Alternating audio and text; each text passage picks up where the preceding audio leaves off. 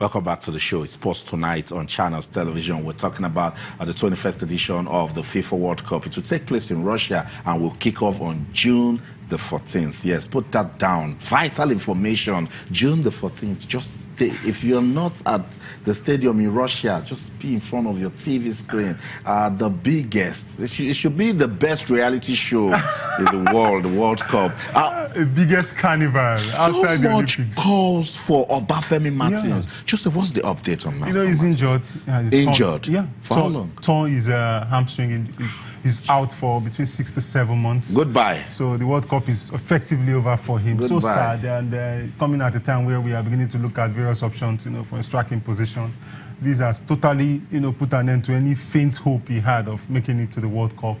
And there's been one of the shining lights of Shanghai Shenhua, you know, the same team that signed Carlos Tevez, you know, for 40 million, and at the end of it did next to nothing, you know, for them. So he's been one player who has really, you know, been very, very good for the squad, and now he's injured. He's out for close to 7 months. Wow. Effectively out of the World Cup. That's what I was sad for him. So sad at the time Obafemi Martins is doing so well. We try to be so neutral on this side, but I mean, football is all about current form. Absolutely. So if a player is doing so well and a coach is looking at his position and saying, I can use this player here, there's nothing wrong with it. His promoters have started pushing the agenda that Nigeria should start looking towards him, you know, and so you know, his stats are good. I wonder why he has not been, you know, called up, you know, to the national team. But maybe his age, probably, you know, Guerrero has a tendency of going for younger players and looking at the future, not wanting to give, you know, he sees more at Obafemi Martins as more of yesterday's men. They've had their best, they've been at their prime. So you don't want to give to this opportunity to yesterday's men. And so the World Cup period, the build-up to the World Cup is a very sensitive period. It is. So Junior Lacosta will be saying, now don't call my name. Let me stay focused and play my football. Because so much pressure comes into players trying to show themselves, let persons see them. And I remember, same thing with John Obi Mikel at the 2010 World Cup.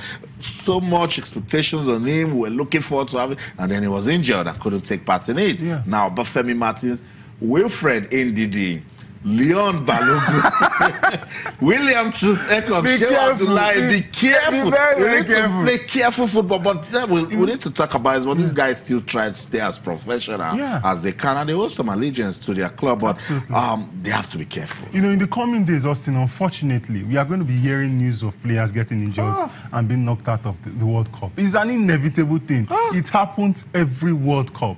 You know, I remember there was a time Romario, that year, 1994, that he won the World Cup. He was playing for Barcelona, and somebody tackled him, gave him a very hard tackle. He punched that person. It was about 2 months to the World Cup.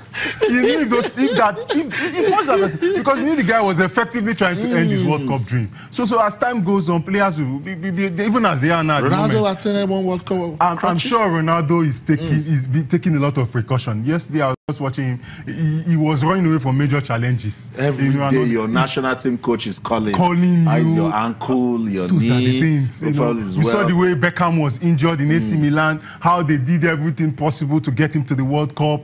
You know, and Wilfred Ndidi was going for some tackles. I'm watching and saying easy. Because our case is there are some players we cannot afford to lose as it is now.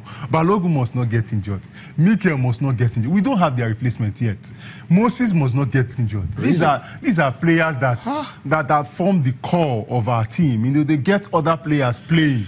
So if they are not there, you would realize that their creativity in midfield will be lacking if Mikel is not there. Let's stop talking about injuries. Let's stop talking about injuries. As for Martins, sad. It's sad because, I mean, money cannot buy experience. You know, everyone is entitled to their opinions, but if a player is doing so well, you know, scoring goals, and you're looking for goal poachers, and it's coming with a lot of experience, there's nothing wrong. But this happening is just it's disheartening. It is very, very sad for him. I do believe that if Martin had been given the opportunity, I think he would have really done well. You know, because he had that zeal. I saw him running. Exactly. The other time, he still got some speed. Exactly, and ability as well. And then, you know, it's just that Guerrero looked at his age, I want to believe, and No, Rob considered Nigerian football fans. I was saying you are going back to the same mistake. Those are the things. Because it's had its time. Nigerian football got into that state of emergency that nobody wants to hear excuses. Exactly. So you go and bring experienced player and you're not getting the result. Listening to what Samuel Echiro said with handball. So that's it. Sad for Obafemi Martins. He was gradually building up chances to be at the World Cup, but now it's all over. Injury. He will sit at home and watch the World Cup. So we did it quietly, but every player that will represent not just Nigerian African player, Mo Salah, take it easy. Take it easy. Well, let's see the best of African players at the World Cup. First tonight on Channels Television. When you show love to the men, do that for the women. Also, the Super Falcons are getting ready for that friendly match against the French women's national team. They have landed in Paris. That match will be played on Friday. Good one for new coach Thomas Dennerby to take a look at his team, to be in charge, to, take notes. At this point, it's too early to start crossing the T's and dotting the I's, but he has invited some young players also. We talked about Sophia Omidiji. Umoetong is in the team also. Courtney Dike is in the team. No Sister Oshoala, no Onomebi. But also have some experienced players. Joseph, it's a good opportunity to take a look at his women's team. Absolutely. He's starting on a very right footing. Starting with the WAFU tournament, had enough opportunity to see the local players. I'm sure he must have taken note of some great players he must have seen. And now he's having the opportunity of playing an international tournament. He couldn't attend the Alliance tournament in Turkey. So he's now, that would have been much more better, but now he's playing against France, the next host of the World Cup next summer. So it affords him an opportunity of seeing our A players to an extent, with the exception of Azizat and Onomebi. So begin to impact, because right now I want to believe he's had a feel. Now he's beginning to talk in terms of strategy, how to improve these ladies to the level that they should be. And a game against France, couldn't have come at a better time. He's just taking over the job now. It's a friendly game. To an extent, he can afford to lose. He can afford to text tactics and strategize. Gives him an opportunity to see most of the foreign players that we have. They are among the best that we have. And begin to look at ways of, improving them and getting us ready for the World Cup qualifiers that is coming up next. When was the last time you heard about the Super Falcons playing a grade A friendly like this? So it's also a reminder to the NFF to say, keep it going. We need this sort of games for the Super Falcons. That is the way to go. Not testing your strength against people you've over the years been better than. You are playing friendly matches, you are playing against African teams, or you wait for the tournament itself, and then you may be African tournament, and the football has gone beyond that. I agree. So if you meet France again at the World Cup you know like about 60% of their players, their tactics, their game plan. That is the importance of having, I just love the thinking of this new NFF board. And now they have a foreign coach. I'm sure he's going to call for more top grade friendly games. He's from Sweden. I'm sure he'll be able to work that out for us. And also let us also move to Asia, play against the Chinese. They're among the best in the world. Play against the United States.